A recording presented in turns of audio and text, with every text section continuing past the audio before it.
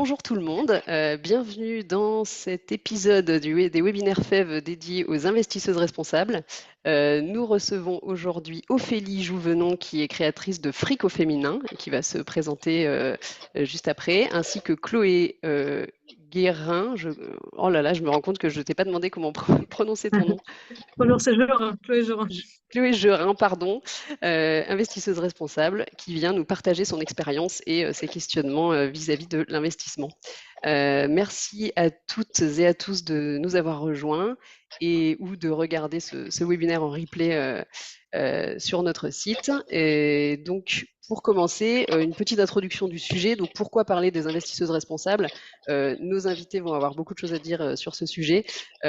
Premièrement, on peut juste rappeler quelques informations chiffrées, à savoir qu'aujourd'hui, on a voulu traiter de cette thématique chez FEV parce que les études montrent que si 37% des hommes investissent, il y a seulement 23% des femmes qui le font. Et les femmes ont tendance aussi à investir davantage dans des investissements plus responsables. Et donc, en fait, l'enjeu, c'est à la fois pour les femmes de reprendre un peu ce pouvoir et cette gestion de leur argent, d'oser investir, et en plus, potentiellement, si elles ont tendance à aller plus vers des investissements, on va dire, durables, responsables, ben ça fait aussi un effet positif, on va dire, au final. Donc voilà divers sujets dont on va discuter avec nos invités. Et donc, je vous propose, Ophélie et Chloé, de vous présenter en quelques mots votre profil et vos activités. Je te laisse la parole, Ophélie. Oui, alors du coup, Ophélie Journon, donc moi, je suis économiste de formation, alors que rien ne me prédestinait à me lancer sur ces sujets-là. Je n'ai pas fait ma carrière dans la finance, je n'ai pas été prof d'économie. Toute ma vie, j'ai accompagné des gens qui avaient décidé de changer de vie, notamment de monter des entreprises. Donc pendant plus de 20 ans, j'ai parlé d'argent au quotidien en aidant des entrepreneurs, en les conseillant, en accompagnant des élus, en montant des projets de fonds d'investissement.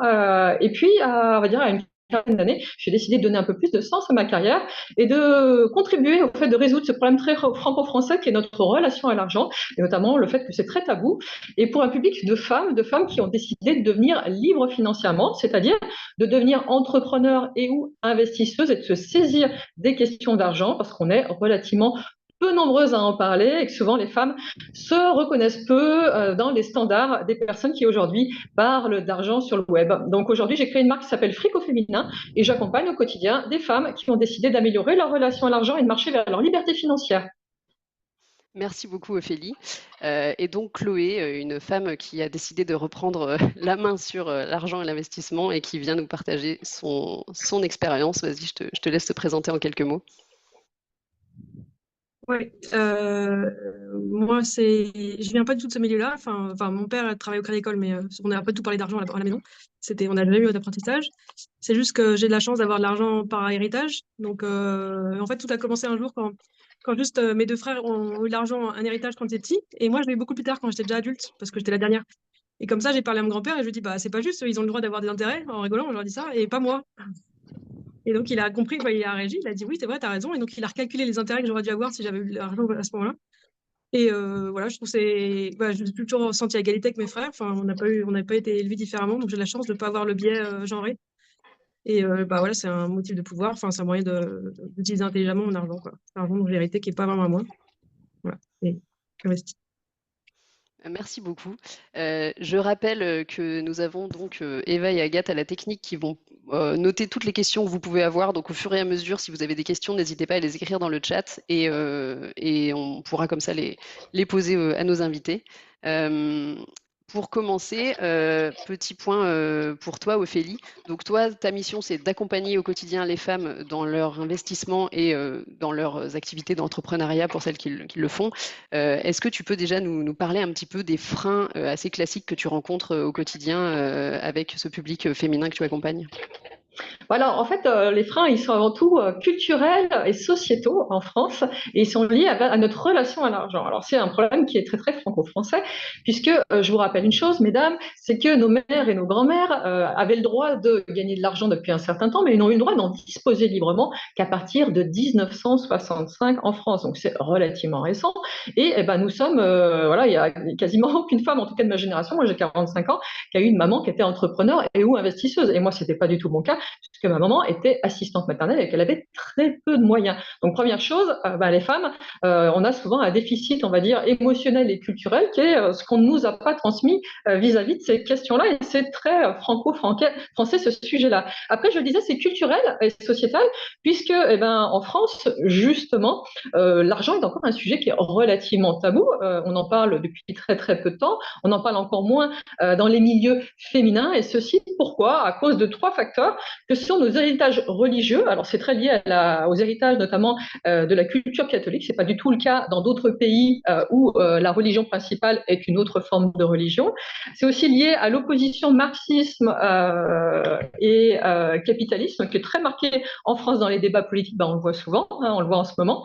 Et c'est également très lié à l'héritage qu'on a de la culture paysanne, où à l'époque, des agriculteurs cachaient l'argent dans les fermes, et donc du coup c'était tabou, il fallait pas en parler, il fallait pas dire qu'on avait de l'argent, et c'est pour ça qu'on est très gêné de le faire. Et puis les femmes, je le disais, c'est aussi encore très culturel, puisque nos mamans et nos grands-mères ne parlaient pas d'argent autour de la table familiale le dimanche, donc on est peu nombreuses à avoir reçu une culture et une éducation financière, et encore moins avoir appris à entreprendre et à investir. Et c'est pour ça qu'on se sent relativement peu légitime de le faire, et les domaines liés à l'argent, les professions liées à l'argent sont encore les moins féminisées en France. Super intéressant, effectivement, ça fait beaucoup de freins. Euh, toi, Chloé, tu l'as dit, t'as pas eu ce côté assez genré dans l'éducation, donc tu as peut-être déjà ce biais en moins. Est-ce que tu te reconnais dans certains freins qu'Ophélie vient de présenter, et est-ce que toi, tu en as eu d'autres qui ont pu te bloquer un petit peu dans ton passage à l'action?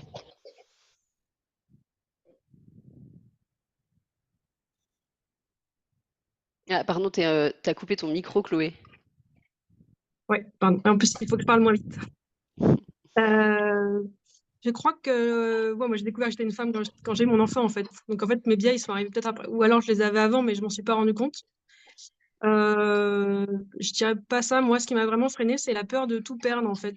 La pyramide de Madoff, en fait, de Ponzi Madoff, dont on a entendu parler, où des gens ont donné, enfin, ont fait confiance à d'autres personnes ou des entreprises et ont tout perdu. Moi, c'est vraiment ça qui m'a fait le plus peur. Euh, Donc, moi, j'étais passée par le crédit coopératif. Je pense que c'est plus facile de passer par une banque qu'on connaît et qui est déjà bien assise. C'est plus facile de faire ça. Après, c'est plus dur de passer à l'action et d'investir soi-même. C'est parce qu'en plus, à l'école, on n'apprend rien. Il n'y a aucune éducation à la gestion de l'argent, aucune question économique. Il y a un peu de SES que j'ai fait en seconde. Comme j'aimais bien, enfin, ça m'intéressait l'argent. C'est un peu comme la science physique, mais pour les relations humaines, on va dire. Dans ce cas-là, c'est vrai que ça m'intéressait. Mais je trouve que c'est vraiment un manque dans l'éducation, en fait. Enfin, globalement, on devrait apprendre ça comme on apprend des trucs qui serviront jamais à l'école, quoi. Je vois pas pourquoi c'est. Je pense que c'est fait exprès, mais c'est là qu'on devrait se battre D'accord, donc pour que ça touche vraiment toutes les femmes, quoi. du coup, en fait, l'éducation à la gestion de son argent passe uniquement par la sphère familiale. Et donc, ça rappelle Ouais. un petit peu, peut-être que Ophélie disait tout à l'heure, il y a une inégalité en fonction de la famille d'où on vient, si on est un homme ou une femme en fonction de la génération. Euh, Moi, je regarde. Enfin, j'aime bien le site Mademoiselle. Enfin, il a un peu évolué, mais au départ, c'était mieux. Et en fait, maintenant, il y a justement, il y a une question où ils interpellent une personne à chaque fois, une femme, sur sa gestion de l'argent. Et elle explique son parcours aussi, en quoi, en fait, l'éducation qu'elle a eue par sa famille et d'où vient sa famille, ça induit sa façon à elle de se comporter avec l'argent. Donc, voilà, c'est Mademoiselle, c'est un site facile. On a beaucoup de ok, neurones le soir. intéressant. On notera un peu toutes les petites références si ça intéresse les personnes qui assistent au webinaire. Toi, Ophélie, toi, ce côté un peu aversion au risque, peur de tout perdre, c'est quelque chose que tu rencontres aussi. Est-ce que c'est plus important chez le public féminin que chez le public masculin? On dit souvent que Oui, les bien femmes ont sûr. un peu plus d'aversion au risque que les hommes. Oui, parce que les femmes, on nous a appris on nous a élevés dans la culture de la sursécurité. On a tous un besoin de sécurité. Alors, je vous rappelle la pyramide de Maslow. Nous avons tous des besoins élémentaires, les êtres humains. Et le premier, c'est le besoin de sécurité. Et la plupart des femmes, on a un besoin de sécurité qui est plus important que les hommes. D'ailleurs, on le voit dans les statistiques sur la manière dont les femmes investissent. Les femmes vont certainement et souvent chercher moins de performance et avoir une aversion au risque qui est plus marquée. Elles vont vouloir quelque chose de beaucoup plus sécurisé, de beaucoup plus passif dans leur manière de faire les choses. Mais la bonne nouvelle, c'est que généralement, en investissant de manière passive et sécurisée, c'est comme ça qu'on surperforme dans le temps, justement, en ayant une certaine aversion au risque. Faut-il quand même aussi dépasser cette idée que investir, c'est se jeter d'un hélicoptère dans le vide. Ça, c'est ce que j'appelle un peu le syndrome des dents de la mer. Et on l'a tous, puisqu'on a été baigné dans cette culture du fait que tout investissement comporte un risque de perte en capital. Mais j'ai envie de dire, en fait, tout ce qu'on fait dans la vie comporte une forme de risque, qui est le risque d'avancer, de se transformer et de réussir également. Et c'est ça souvent qui nous empêche de le faire, parce que on se projette dans un risque qui est démesuré, qui est un risque qui est aussi très lié à ce que disait Chloé, qui est ce qu'on nous transmet sur les médias depuis des années, puisqu'on nous parle essentiellement des choses qui vont mal, et on oublie de nous dire qu'il y a de très belles choses qui se passent et qu'on peut agir quotidiennement en étant sécurisé et en le faisant tranquillement avec de petits moyens. Donc oui, la question de la sécurité est très marquée, mais il y a aussi d'autres peurs que sont le fait qu'il faut être très riche pour investir. C'est absolument pas le cas. Aujourd'hui, il y a des investissements où le ticket d'entrée c'est 20 € par mois, donc c'est absolument à la portée de toutes les bourses. Le fait qu'il faut être super intelligente et avoir un bac plus 525 en économie pour se mettre à investir, et non, c'est absolument pas le cas. Il y a plein de petites choses super à faire, et le fait qu'on ne saurait pas faire et que quelqu'un ferait mieux que nous, ça c'est très hérité de nos grands-mères et nos mères qui justement n'avaient pas le droit de le faire. C'est très intéressant, mais du coup, si on n'a pas cette culture familiale et qu'on veut ne pas prendre de risques, il faut s'éduquer et se former et se faire accompagner. Et du coup, ça va nous permettre de nous rassurer et de faire potentiellement des choix peut-être les plus qui nous ressemblent le plus. Donc, bon, Ophélie, toi, Fric au féminin, c'est une manière de se faire accompagner et de se faire conseiller. Toi, Chloé, donc tu as parlé du site Mademoiselle. Comment tu as fait au début en fait? Tu dis que tu es plutôt passé d'abord par les banques. Qu'est-ce qui a fait que tu as voulu ensuite aller plus loin et quand même franchir le pas d'investir par toi-même? Parce que au Crédit Coopératif, on m'a proposé une assurance vie. En fait, il n'y en a qu'une. Je comprends pas trop ce qu'il y a dedans. Et globalement, en fait, j'ai pas aimé le style. En fait, c'est Place de l'Opéra à Paris, des super belles agences. J'ai l'impression que mon argent, il passe à offrir des super beaux. Enfin, l'image que renvoie le Crédit Coopératif m'a un peu énervée. En fait, je place des trucs simples. Enfin, je place une partie à la nef. Comme ça, enfin, j'y pense plus en fait. Et la nef, je sais qu'ils l'utiliseront pour des bonnes choses. Après, il y a tout ce qui est un- après, je passe surtout par un conseiller en gestion de patrimoine, parce que je me dis que lui, lui ou elle, en l'occurrence, c'est un homme, c'est un peu ce sur quoi je reviendrais si j'avais le choix, enfin, si je peux revenir en arrière. C'est que je me dis que lui, il passe son temps à s'occuper de ça, donc il sait, et il me propose des choses, après on en discute en fonction de mes critères. Mais je trouve que c'est bien de déléguer ça. C'est une charge mentale en moins et c'est son rôle. Et après, lui, il peut négocier, je sais pas, des montants, des choses comme ça, et c'est plus facile de passer par quelqu'un. Après, il faut bien choisir pour être sûr de ne pas tomber sur un escroc. Donc, prendre le temps. En fait, il n'y a jamais d'urgence, quoi. Vaut mieux prendre 6 mois, un an à réfléchir et savoir ce qu'on veut faire de l'argent et à combien de temps, surtout quelle échéance on a besoin. C'est les éléments les plus importants, quoi. Ouais, ça c'est une Il très y a bonne jamais question. d'urgence à investir dans les 6 mois, quoi. Voilà. Mais ça, je pense que ça, c'est effectivement le bon point. C'est qu'en fait, on parle d'investissement en général, mais tu viens déjà d'évoquer plusieurs manières de faire. Je pense que Ophélie, tu as sûrement encore plein d'autres choses à ajouter. Il y a autant d'investissements enfin, de solutions, en tout cas, que de personnes. Et donc, on va aller chercher quelque chose qui nous correspond, qui correspond à ce que nous, on cherche. Je ne sais pas si toi, Ophélie, tu peux nous balayer un peu un petit panorama de différentes comment dire, quelques placements ou plein de choses qui peuvent être des idées déjà pour des gens qui ne sont pas encore experts ou qui ne se sentent pas encore expertes du sujet. Alors, déjà, la première des choses, c'est ce que vous venez de le dire, c'est qu'en fait, l'argent n'est qu'un moyen destiné à nous aider à accomplir ce qu'on a envie d'accomplir dans la vie. Donc, la première des questions que vous devez vous poser est quelle est la vie que j'ai envie d'avoir? Et je vois beaucoup de personnes qui, justement, n'arrivent pas à se projeter dans l'investissement, au-delà de leur peur et de leur éducation financière, parce qu'elles n'arrivent pas à se projeter dans la vie qu'elles ont envie d'avoir. Et la première des choses que vous devez faire, c'est déjà être au clair sur cette question. Après, deuxième chose, quels sont les moyens que j'ai à ma disposition? Quelle est ma situation actuelle? Parce que bien sûr, on a toutes une manière différente de voir les choses, on a toutes des moyens différents. Chloé, elle avait, une situation de départ qui était plutôt, on va dire, florissante financièrement. Certaines personnes sont dans l'idée de faire fructifier plutôt un patrimoine financier pour être plus libre financièrement. On a chacune une réalité financière différente. La troisième chose, c'est de se faire un budget et de mettre en place les bons automatismes vis-à-vis de son argent. Pourquoi? Pour dégager une épargne de précaution. On n'investit jamais avant d'avoir mis en place son épargne de précaution. Puis après, c'est là qu'on investit sur ces projets. Donc, il y a déjà des étapes préalables qui vous permettent d'arriver jusqu'à l'investissement. Il ne faut pas brûler les étapes. Et là, souvent, c'est intéressant de se faire accompagner pour se poser les bonnes questions, lever les freins et y voir clair. Après, en termes d'investissement, il existe aujourd'hui plein de manières d'investir durable, éthique et responsable, ce qui était très compliqué, on va dire, il y a 10 ou 15 ans, et vous pouvez passer par quelqu'un pour vous conseiller, vous accompagner, ainsi de suite. Vous pouvez aussi monter en culture financière et commencer à le faire progressivement toute seule. Première chose, ce que nous disait Chloé, c'est la manière dont vous déposez votre argent. Et là, on parle des comptes. Il y a des comptes qui sont plus ou moins verts, vous le savez ou non, mais aujourd'hui, quand vous déposez votre argent dans les plus grandes banques françaises, vous avez un impact en termes de production de CO2 et sur l'environnement qui est considérable parce qu'aujourd'hui, chacune des plus grandes banques françaises a un impact en émissions de gaz à effet de serre qui est plus important que le territoire français. Donc, posez-vous déjà la question de où est-ce que vous mettez votre argent, votre compte courant et votre épargne. J'ai fait des sujets là-dessus pour vous expliquer quels sont aujourd'hui les comptes les plus verts en France. Derrière, la question de l'investissement. La plupart des gens investissent dans ce qu'on appelle de l'assurance vie en sachant pas ce que c'est. Et Chloé nous expliquait justement, elle avait manqué de visibilité vis-à-vis de ce sujet. Aujourd'hui, il existe des assurances vie durables, éthiques et responsables. Vous pouvez en ouvrir pour vous, vous pouvez en ouvrir pour vos enfants. Vous n'êtes pas obligé d'aller sur des assurances vie en fonds euros qui aujourd'hui vous rapportent à peine plus que l'inflation. Il y a aujourd'hui des systèmes d'assurance vie qui vont vous rapporter jusqu'à 13% en investissant sur sur de la finance éthique, responsable et durable. Donc, c'est aussi un investissement qui devient très rentable. Vous pouvez investir dans des parcs d'énergie renouvelable. Aujourd'hui, on vient ce qu'on appelle du financement participatif, du crowdfunding, et ça peut vous rapporter jusqu'à 9% brut. C'est pas très compliqué.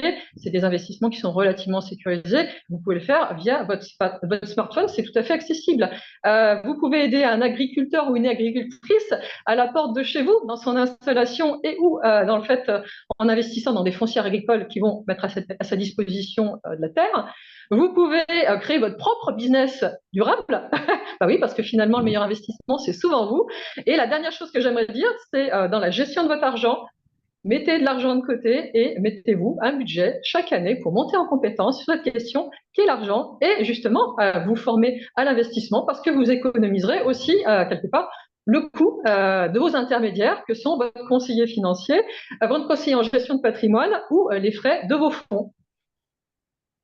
Merci pour cette réponse très complète. Et du coup, il y a eu quelques questions de personnes qui demandaient plus de précision sur le type de produit. J'imagine qu'il y a effectivement beaucoup de choses à dire. Je vous renverrai facilement vers du coup Fric au féminin où je pense qu'il y a énormément de ressources disponibles pour creuser un peu tous ces sujets-là. On n'aura malheureusement pas le temps ce midi de parler de tout ça, mais voilà, je pense que si Ophélie, tu as de la ressource vidéo écrite, je pense qu'il y a largement de quoi aller plus loin dans ces questions-là. On a quelques commentaires qui parlent justement des labels, des critères, comment est-ce qu'on se rassure. Les labels, ils sont là d'abord pour essayer de rassurer le consommateur sur le fait que on va faire un choix, on n'a pas besoin de creuser nous-mêmes parce que le label, théoriquement, l'a fait pour nous. Il y a beaucoup de choses qui existent. Est-ce que toi, Chloé, c'est quelque chose que tu regardes, les labels et les certifications un peu sur la finance durable? Qu'est-ce que tu en penses, toi, de ton côté? Puis après, peut-être qu'Ophélie, tu pourras nous donner ton point de vue aussi. Ouais, déjà, je dirais de jamais faire confiance à un conseiller de sa banque ou d'une banque parce qu'en fait, ils sont là pour nous vendre certains produits et souvent, ils n'y connaissent rien. Déjà, il faut vraiment sortir de la banque dont on a l'habitude, quoi.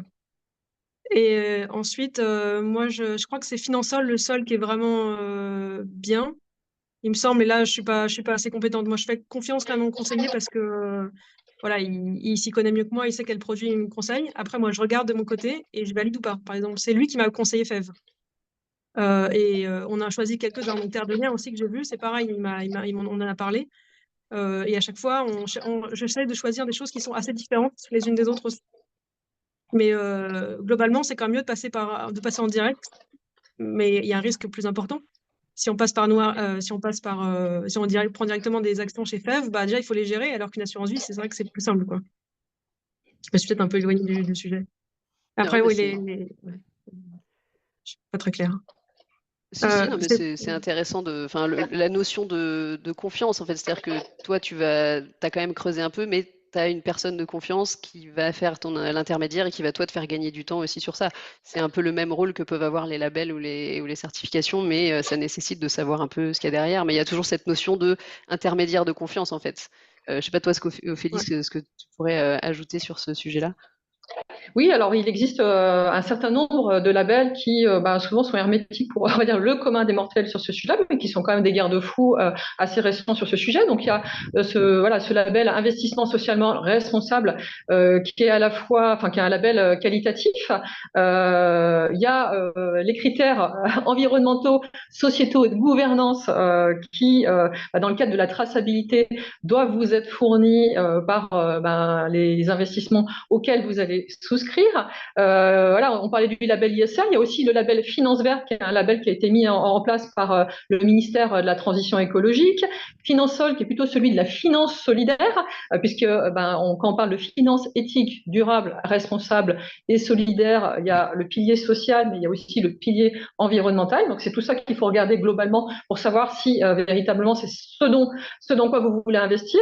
Et ça, à chacun, à vous de prendre le temps aussi de regarder. Voilà, ça, c'est notre responsabilité aussi, de s'informer correctement sur ce sur quoi on met notre argent. Moi, tous les investissements éthiques et ainsi de suite, j'ai été les interviewer pour qu'ils nous expliquent tout ça et qu'ils nous expliquent comment est-ce qu'ils concevaient et ils rendaient compte aussi à leurs clients de ces questions-là pour que ce soit traçable et visible pour vous, parce que c'est des questions qu'on s'est toutes posées avant justement d'investir.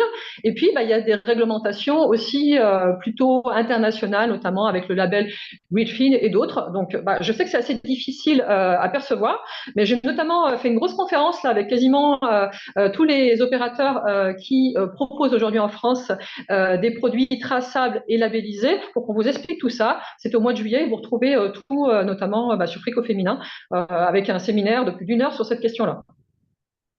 Ok, effectivement, séminaire d'une heure. J'allais dire, nous, on a fait un petit guide sur le site FEV, mais je pense que ça n'aura pas la même contenance que ça. Mais bon, ça peut être une petite introduction avant d'aller creuser beaucoup plus le sujet avec Frico Féminin.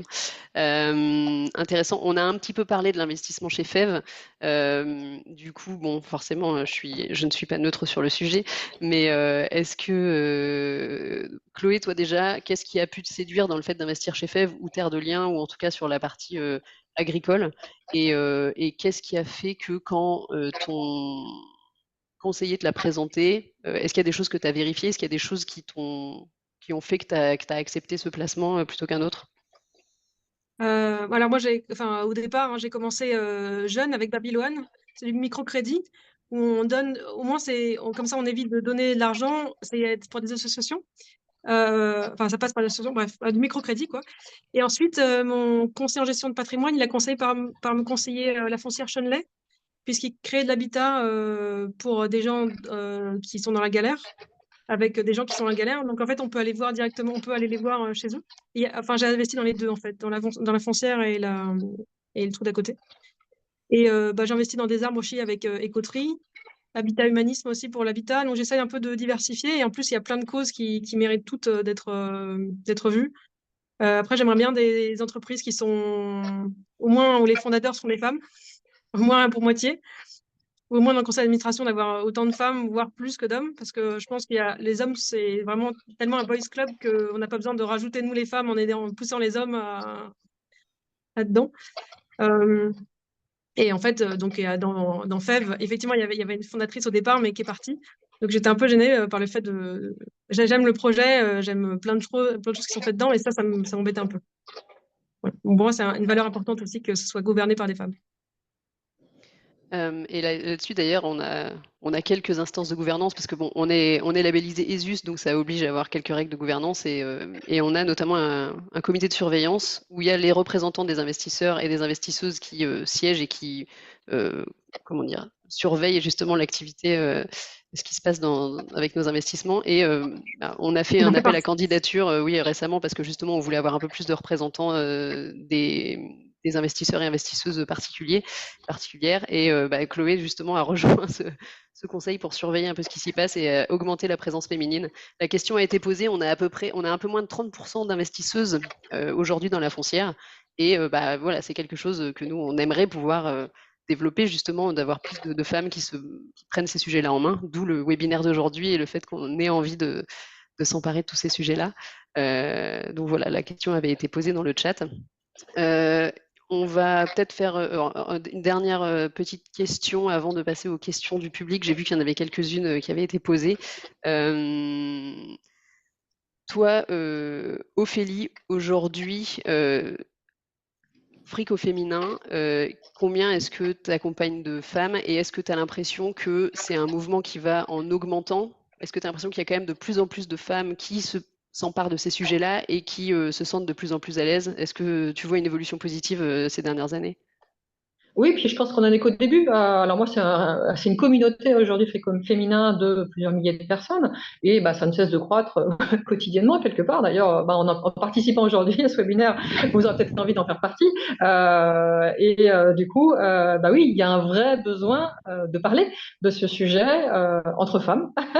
Alors moi, j'interviewe pas que des femmes, j'interviewe des hommes aussi souvent, mais qui adoptent une démarche complètement adaptée.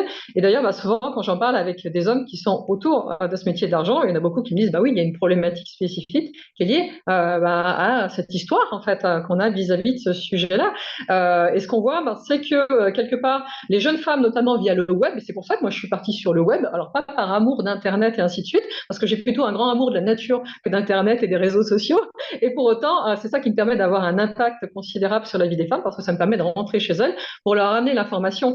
C'est pour ça que je suis partie aussi sur on va dire une entreprise digitale et des solutions digitales pour que toutes puissent avoir accès à l'information. Aujourd'hui, le déficit, il est aussi beaucoup autour de ça. C'est que la plupart des femmes, les femmes, à partir du moment où on a des enfants, on n'a pas envie d'aller le soir à des réunions pour s'informer sur ces sujets-là. Moi-même, quand je vais sur des réunions d'investisseurs, généralement, je suis la seule femme. Donc, c'est très, très important, nous, de monter en compétence, d'en parler et puis diffuser l'information autour de nous. Et oui, on est de plus en plus nombreuses. Pour aujourd'hui, les discussions autour de ça sont beaucoup autour de jeunes femmes sur le web, sachant que moi, mon public sur Frico Féminin, c'est plutôt des femmes, on va dire, entre 35 et 50 ans, et souvent des femmes entrepreneurs et où en voie de reconversion vers l'entrepreneuriat. Ok, merci beaucoup pour ce témoignage. Et toi, Chloé, dans ton entourage, tu as une vision peut-être un peu moins large que Ophélie sur le sujet, mais est-ce que toi, les femmes autour de toi, est-ce que tu es un peu l'ovni, la seule qui s'intéresse à ces sujets-là, ou est-ce que tu sens que chez je sais pas, les familles, les amis, est-ce que tu as l'impression quand même que c'est un sujet qui intéresse d'autres femmes? Euh, J'en parle pas trop. Là, je suis dans un métier d'homme. Je vois plus d'hommes autour de moi. J'essaie d'en parler, mais je pense qu'il y a quand même la peur. Il y a quand même toujours. Et puis bon, faut avoir de la disponibilité quand même mentale pour s'investir là-dedans. Bon, sachant que c'est quand même toujours les femmes qui s'occupent des enfants, qui s'occupent du foyer. Enfin, tant qu'on n'aura pas aussi cassé un peu ça, elles n'auront pas beaucoup de temps pour s'occuper de l'argent, quoi. Enfin, donc, j'ai pas l'impression qu'il y ait beaucoup de femmes qui arrivent à s'y mettre dans mon entourage. Mais peut-être que je les vois pas. Ok, après, rien que le fait de dire que en fait, t'en parles pas trop, déjà, c'est intéressant, tu vois, parce que peut-être que il y a aussi le fait qu'on en parle moins. Ça se trouve, il y a d'autres femmes qui le font, mais on n'en parle juste pas entre nous. Peut-être moins que les hommes, je sais pas. C'est intéressant. Moi, j'ai une petite question avant de passer aux questions des auditeurs. Une dernière question pour toutes les deux. Vous avez dit que, du coup, comme aujourd'hui, il faudrait plus d'éducation pour tout le monde, mais aussi pour les femmes, donc à toutes ces questions d'argent, gérer son argent, etc. Comment est-ce qu'on fait nous aujourd'hui, parce qu'on ne va pas tout de suite modifier le contenu des programmes scolaires, comment est-ce qu'on fait pour essayer de transmettre cette culture là-dessus? Peut-être qu'Ophélie, toi, tu as un peu plus l'expérience. Comment on fait pour essayer de transmettre cette culture justement à nos enfants ou aux jeunes autour de nous pour éviter qu'ils se retrouvent dans la même situation que nous? Eh ben, ça démarre. Alors là, j'ai fait des super sujets là-dessus aussi. Vous avez des articles et des vidéos sur YouTube qui expliquent comment, parce que moi, je suis maman aussi, et je suis une maman solo. Comment est-ce qu'on passe comment est-ce qu'on commence à parler aux enfants d'argent et dès le plus jeune âge? Déjà, la première des choses, c'est d'arrêter d'en parler négativement et de donner des messages positifs sur ce sujet, de donner un peu d'espoir, parce que le problème qu'on a en France, c'est qu'on en parle toujours négativement. Donc, du coup, nos enfants n'ont pas envie d'aller après vers ce sujet-là. Après, c'est au moment de l'argent de poche aussi que c'est très important de mettre en place des bons principes de gestion qui sont d'aider nos enfants à se projeter. À quoi sert l'argent, comment est-ce qu'on peut en gagner, comment est-ce qu'on le dépense, comment est-ce qu'on se projette, parce que si on le dépense pour acheter des objets qui seront inutiles, eh bien finalement on pourra peut-être pas aller vivre une expérience avec nos amis et ainsi de suite. Et puis voilà, c'est comme ça qu'on construit les bases petit à petit pour avoir une plus solide éducation financière ensuite. Et oui, tu as raison, ça commence par ça, et ça commence par le fait de mettre en place des jeux sympas et constructifs dès le plus jeune âge autour de ça, parce que les enfants adorent jouer autour de ces questions d'argent. Déjà, ils aiment beaucoup jouer avec les pièces et, et la monnaie. Et puis, c'est leur apprendre à décrypter aussi les pièges de la consommation quand on va dans les magasins. C'est leur apprendre à créer leur premier petit projet d'entreprise. Et c'est comme ça peut-être qu'on aura demain plus de femmes qui créeront des entreprises à impact dans notre société, parce qu'il y a aussi très peu de femmes qui s'autorisent aujourd'hui à avoir des projets ambitieux d'entreprise. On a beaucoup de femmes qui entreprennent, on est presque à 40% des entrepreneurs qui sont des femmes aujourd'hui, mais quand elles le font, c'est encore sur des projets plus petits, en micro-entreprise, et elles ne s'autorisent pas à aller sur un certain nombre de métiers, donc c'est encore très très genré. Chloé, est-ce que tu as quelque chose à ajouter? Oui, d'un point de vue individuel, je sais comment apprendre à mon enfant. Voilà, on a appris l'argent de poche. J'explique un tiers pour lui, un tiers pour faire des cadeaux, enfin pour redistribuer et un tiers à garder de côté. Enfin, de toute façon, il dépense pas son argent, mon gamin. Donc, il sait très bien faire ça. Mais d'un point de vue collectif, parce que je pense qu'il faudrait peut-être au niveau d'un collège, par exemple, commencer à cet âge-là, qu'ils aient une quantité d'argent qu'ils doivent dépenser intelligemment, c'est à eux de décider, mais qui discutent de comment le répartir et qu'ils se rendent, voilà, qu'ils soient responsables et collectivement et pas et pour que les enfants qui ont peut-être eu moins d'argent dans leur famille puissent aussi investir cette question-là et pas juste les enfants de parents plutôt riches ou pas, voilà, enfin, peut-être que ce serait ça, mais je sais pas. Je sais pas comment il faudrait faire à l'échelle de l'État. Le projet déjà est intéressant à discuter avec des parents d'élèves et en tout cas localement. Mais ouais, C'est super aussi idée. délégué de parents. Ouais. Voilà, comme il y a les appels à projets au niveau de la mairie de Paris, il pourrait y avoir l'équivalent au niveau d'un collège, quoi. Je crois que ça Ouais, et existait puis déjà avec le conseil lycéen, mais le CVL peut-être, mais j'ai un doute. Et en fait, peut-être qu'on ne leur donne pas les sous aussi pour qu'ils se rendent compte. On leur dit tel ou tel projet, mais ils ne se rendent pas compte que celui-là va coûter plus cher que deux petits. Ou... Voilà, mais je sais pas. Enfin, c'est pas de l'investissement, c'est. Enfin, je sais pas. Ce serait Après, pas. il y a aussi le sujet dont Ophélie a parlé au début, hein, sur l'impact aussi de notre épargne. Ça, c'est quelque chose, on en entend parler depuis quelques années maintenant beaucoup. Quand notre argent dort dans un compte épargne, il y a deux problèmes. Il y a le fait qu'effectivement, il va pas être très intéressant financièrement pour nous et aussi qu'il va financer des choses qu'on ne soupçonne pas ou en tout cas qu'on n'aurait pas forcément choisi de financer. Et ça c'est quand même un sujet, bon, nous, adultes, un peu renseignés sur le sujet, je pense qu'on voit passer ça de plus souvent, mais c'est peut-être pas le cas de toute la population. Alors, quand on interroge justement les Français sur cette question, il y en a 75% qui aimeraient bien placer et investir leur argent durablement. Or, il y en a très très peu qui le font. Comme D'où pour tout, la- même pour acheter un produit, hein, de toute façon, hein, ils disent qu'ils veulent plus écolo, mais après, ils prennent le moins cher. Donc, il faut réussir à aller les deux. Ouais. Ouais, d'où l'enjeu d'aller contre ces freins. Merci beaucoup à toutes les deux. De toute façon, on va passer aux questions, mais vous allez encore avoir du coup l'occasion de vous exprimer sur ces sujets. Il y a eu quelques questions, dont certaines où on a déjà répondu. Combien de femmes investisseuses chez FEV? Aujourd'hui, on a on a environ 1500 personnes qui ont investi dans la foncière, et donc je disais, on a à peu près un tiers de femmes, en espérant que ça augmente pour arriver au moins à 50%. Euh, Question, est-ce que vous pensez que les femmes sont plus intéressées par l'impact social et écologique? Alors ça, j'ai pas l'étude précise à sortir, mais je sais qu'il y a des études qui ont montré, que ce soit en termes d'investissement ou pas, d'ailleurs, que globalement, c'est plutôt des sujets les femmes sont plus portées sur ces jeux-là et plus représentées dans ces sujets-là que les hommes. Je sais pas après en termes d'investissement responsable, si Ophélie, toi, tu as des chiffres ou des données plus précises. Alors, en fait, on le voit parce que concrètement, si vous allez voir les interviews que j'ai fait des acteurs de la finance éthique, durable et responsable, vous allez voir qu'en fait, c'est essentiellement des femmes qui travaillent dans ces structures-là. Donc, les femmes, quand elles sont sur les métiers de l'argent, elles sont beaucoup attachées aux valeurs.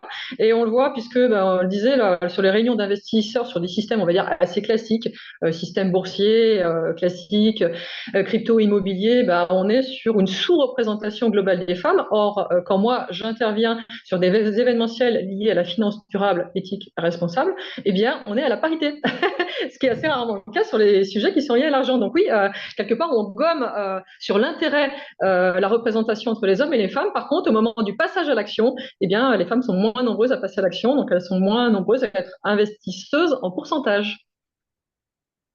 Merci beaucoup pour cette précision très importante. J'ai une autre question. Existe-t-il des fonds d'investissement destinés particulièrement pour les entrepreneuses? C'est une question plutôt pour toi, Ophélie. Je ne sais pas si Chloé, toi, tu connais le sujet. Donc, c'est-à-dire pour faire des levées de fonds pour des entrepreneuses. Donc oui, il y a des réseaux qui permettent de fédérer des entrepreneuses qui auraient des projets qui ont besoin de lever des fonds et lever des fonds auprès des femmes. C'est notamment l'objet de ce qu'on appelle les SISTA, qui est un fonds national là-dessus. C'est des femmes qui mettent au pot pour aider des femmes qui montent des projets d'entreprise. Donc si c'était ta question, oui, ça existe.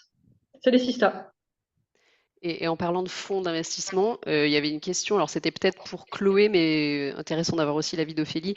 Claire qui demandait, est-ce que vous passez par des fonds à impact type Asterion, Founders, Future, 50 Partners? Est-ce que toi, Chloé, c'est quelque chose que tu fais?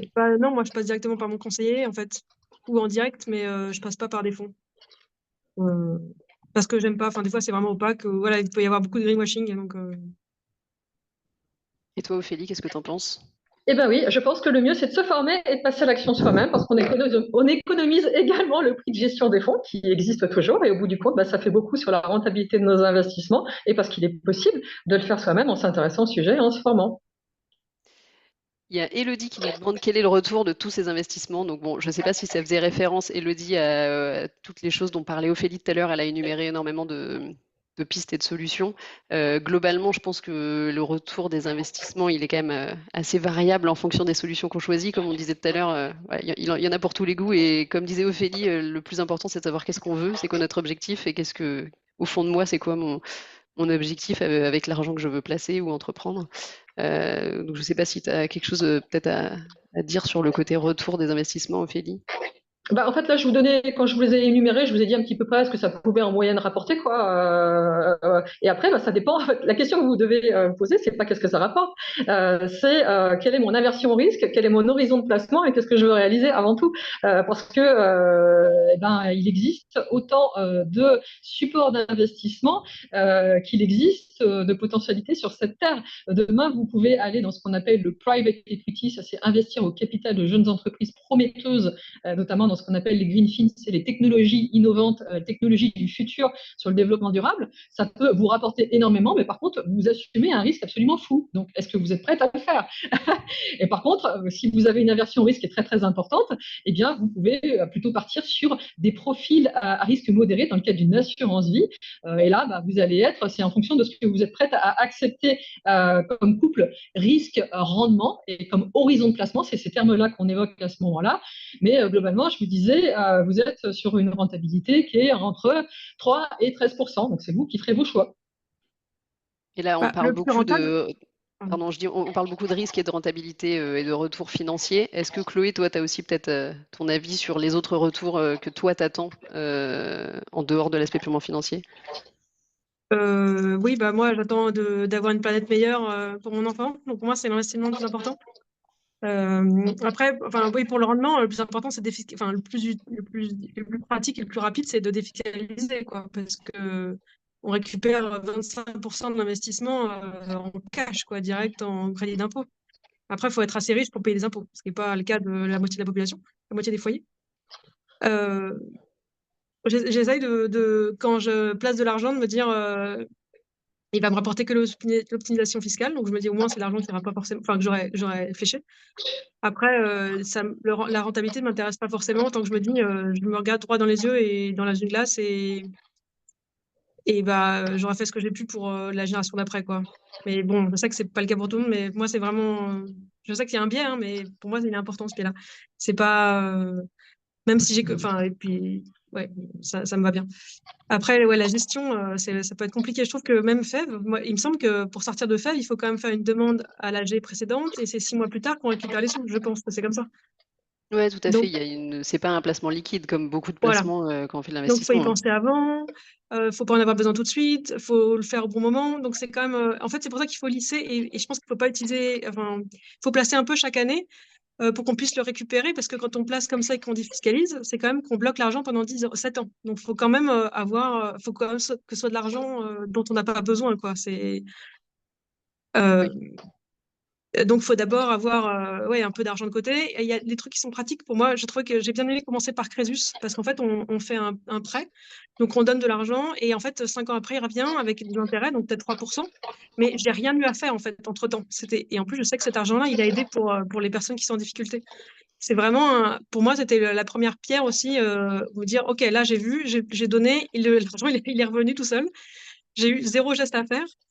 Et alors, ça rapporte moins que défiscaliser, mais en même temps, la difficulté est moindre aussi, quoi. Forcément, dès que ça demande un acte plus compliqué, bah, il faut y passer plus de temps, mais ça rapporte plus. Donc, Ouais, je pense qu'il faut avoir plusieurs horizons de temps, quoi. Ça, c'est hyper intéressant parce que ça pose la question de la gestion.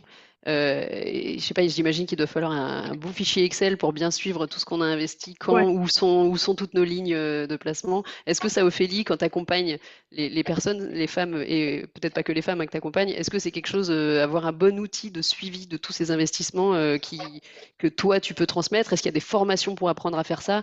Tu as parlé de la nécessité la nécessité de se former continuellement. Est-ce qu'il y a des formations qui existent là-dessus? Demande Céline en commentaire. Voilà, je te Oui, laisse la oui, bah, parole. en fait, tous les producteurs de contenu, derrière aussi, on propose des formations ou de l'accompagnement sur ces sujets, en fait, pour aider les personnes à monter en compétences. Donc bah, là, moi, sur ces sujets-là, là, je suis en train d'en mettre en place justement pour placer et investir durable très simplement.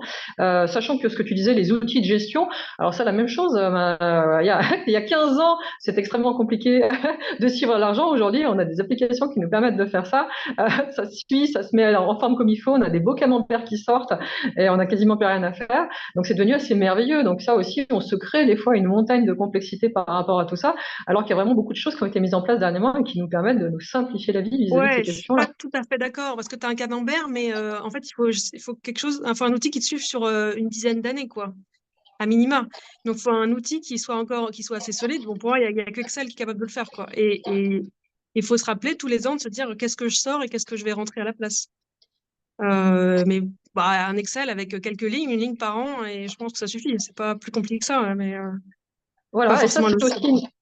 c'est aussi une vraie, ça c'est ce que tu disais, c'est une vraie volonté aussi. Il y a un moment quand on a envie de se saisir de ces questions d'argent, c'est mettre l'énergie, temps et un peu d'énergie, temps et argent dans ce sujet-là. Hein. C'est-à-dire, Ouais, je vois faut le souvent le pouvoir, hein. meilleur outil, comme tu disais, c'est de construire l'outil qui nous va bien. Alors parce qu'il en existe plein, mais c'est peut-être pas ceux qui nous conviennent. Hein. On a tous une manière différente de voir les choses. Le bon vieux tableur Excel, il est plutôt sympa.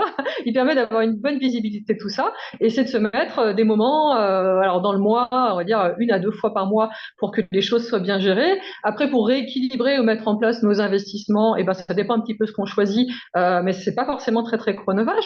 À partir du moment où on sait ce qu'on fait, on sait comment on le fait, on a mis en place les bonnes routines. Voilà, le quart d'heure par mois peut très bien fonctionner en fait. Hein, mais c'est pas non plus quelque chose de fou à réaliser. Mais il faut le concevoir et se former pour le faire correctement au démarrage.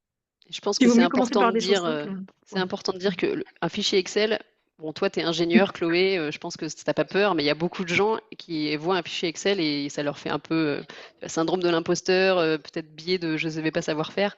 Et donc, effectivement, déjà savoir aussi utiliser un outil et le prendre en main, ça fait partie de la formation. Il y a Angéline qui demandait, est-ce qu'il y a donc des forums ou des espaces pour discuter et aussi partager l'expérience en ligne avec d'autres personnes sur ces sujets-là? Bon, il y a la communauté fric au féminin, mais peut-être qu'il y a d'autres aussi, d'autres moyens. Toi, Chloé, est-ce que tu discutes avec d'autres personnes sur Internet, dans des groupes ou dans des forums? Non, parce que moi, je suis déjà dans plein d'associations, donc cette partie-là, j'ai confiance de mon conseiller, basta, quoi. Moi, je m'occupe une fois par an, hein, où est-ce qu'on en est, qu'est-ce qu'on défiscalise cette année, qu'est-ce qu'on fait, et puis point barre, en une demi-heure, c'est fait une fois par an, hein. Donc, c'est pas forcément quelque chose à suivre. Moi, ça me suffit.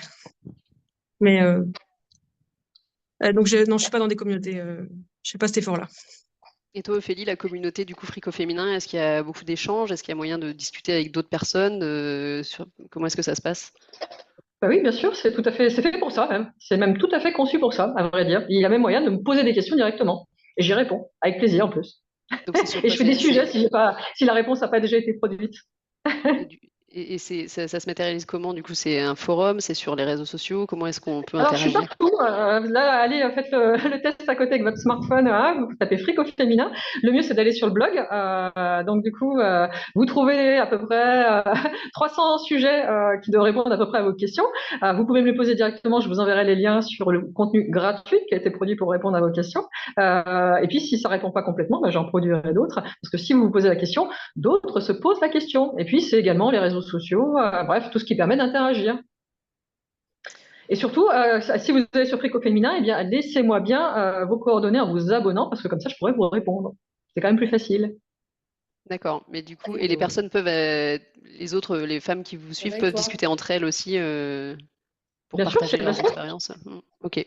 Ouais, c'est vrai Et quand régulièrement, je fais aussi des interviews pour faire témoigner des personnes, justement, pour briser ce côté syndrome de l'imposteur, où on a l'impression que, bah voilà, oui, il faudrait être très riche, il faut être très très forte, ainsi de suite pour le faire. Et j'interviewe des femmes, des madames tout le monde, qui n'y connaissent rien il n'y a pas très très longtemps, qui s'y sont mis. Ok, bon, je ne sais pas si ça répond à ta question, Angeline, mais effectivement, c'est voilà, une des manières de pouvoir trouver, en tout cas, de commencer à discuter avec d'autres femmes qui s'intéressent au sujet. Il nous reste quelques minutes. Est-ce que peut-être une question qui revient et que de toute façon assez classique, est-ce que vous auriez un ou deux contenus, ouvrages, documentaires ou autres, enfin un ou deux contenus clés que vous aimeriez partager avec les autres femmes ou hommes qui nous écoutent pour se mettre à ces sujets-là? Alors, bah, moi, peut-être des bouquins, parce que bah, finalement, c'est le seul contenu que j'ai pas encore produit. Un livre. Du coup, des livres un peu sympas là-dessus. Il y a un bouquin qui est sorti il y a à peu près un an qui s'appelle Haute une citoyenne, qui est plutôt très sympa et qui reprend les basiques de la négociation salariale et de l'investissement, qui est fait par des nanas qui sont, voilà, on va dire des consoeurs qui sont sur Internet et qui ont fait un truc plutôt chouette et honnête, je trouve. Et puis, il y a un autre bouquin que je vous incite vraiment à lire, qui est plutôt sur le rapport homme-femme et argent, qui est Le couple et l'argent de Titu Lecoq, et justement qui explique pourquoi les femmes, on a une problématique spécifique liée à ce sujet-là. Donc, s'il y en avait que deux à lire, je vous conseille cela. Et pour les autres, la même chose, régulièrement, moi, je vous fais la synthèse de super lectures sur ces sujets. Donc, vous n'avez même pas besoin de les lire en entier. Je vous fais des synthèses pour que vous puissiez retenir la substantifique moelle pour vous faire gagner du temps et de l'argent. Donc, allez-y, abonnez-vous et vous les aurez. Merci. Et toi, Chloé, est-ce que tu as quelques... Je sais pas, tu as parlé Euh, du site Mademoiselle tout à l'heure, peut-être. Est-ce qu'il y ouais, a c'est un d'autres site. supports? Ouais, bah déjà, je pense euh, je pense que la première brique, ce serait de s'intéresser à la gestion de l'argent dans le couple, parce que c'est vraiment un gros sujet. Avant même d'investir, il faut d'abord dans son couple être clair sur qui paye quoi, parce que souvent c'est un truc qu'on entend quand même déjà pas mal, là, c'est de dire que l'homme paye les trucs les plus chers, et en cas de divorce, bah, c'est lui qui va garder la maison, et la femme, elle aura payé les petites dépenses du quotidien. Enfin, voilà, la sécurité financière dans le couple. Ça, il y a pas mal de livres. Et puis, bah, lire le magazine Alternative économique, quoi, qui est pas spécifique sur les femmes, mais qui permet de se rendre compte que c'est accessible pour tout le monde, l'économie. Et commencer par là aussi, de se faire enfin, de plus avoir peur de l'économie, c'est aussi un bon moyen de casser les barrières et après de se rendre compte qu'on peut investir facilement, voilà, une ligne Excel ou n'importe quoi d'autre, mais juste ça suffit pour se lancer, quoi. Super. Merci beaucoup. Je sais pas, est-ce que Eva, il y a d'autres questions qu'on aurait oubliées ou est-ce qu'on a à peu près fait le tour des questions des ça me personnes? semble OK. Si jamais il y a une personne qu'on a oubliée, elle peut reposer sa question dans le chat. Mais Bon, je sachant que de crois que toute c'est bon. façon, si jamais il y a des questions qui vous viennent a posteriori, je pense que vous avez bien compris qu'Ophélie est là pour vous répondre. Si vous avez d'autres questions pour Fève, pour Chloé ou plus générales, de toute façon, vous pouvez toujours nous les envoyer par mail et on fera suivre les questions aussi. Et puis voilà. Bah, S'il n'y a pas d'autres questions, je vais dire merci à tout le monde de vous être connectés nombreux et nombreuses. N'hésitez pas à partager. Ensuite, on vous renverra le lien avec le replay. N'hésitez pas à le partager, surtout s'il vous a plu. Et même s'il vous a pas plu, partagez-le quand même. On ne sait jamais, il pourrait plaire à d'autres personnes. On a un autre webinaire qui est prévu dans quelques semaines, mais qui sera plus sur des sujets un peu plus agricoles, sur les tests et l'évolution des pratiques agricoles avec deux invités. Si vous vous intéressez aussi à ces questions, n'hésitez pas à suivre. De toute façon, sur notre site internet, il y a la liste de tous les événements qui est régulièrement mise à jour. Je vous remercie énormément, Ophélie et Chloé, pour votre présence et toute votre participation super intéressante. J'espère qu'on a répondu aux questions de toutes les personnes qui s'intéressent à ce sujet et que ça leur donnera envie d'en savoir encore plus. Merci à vous. Bon Merci. après-midi à tous. Au revoir. Au revoir. Au revoir, bon après-midi.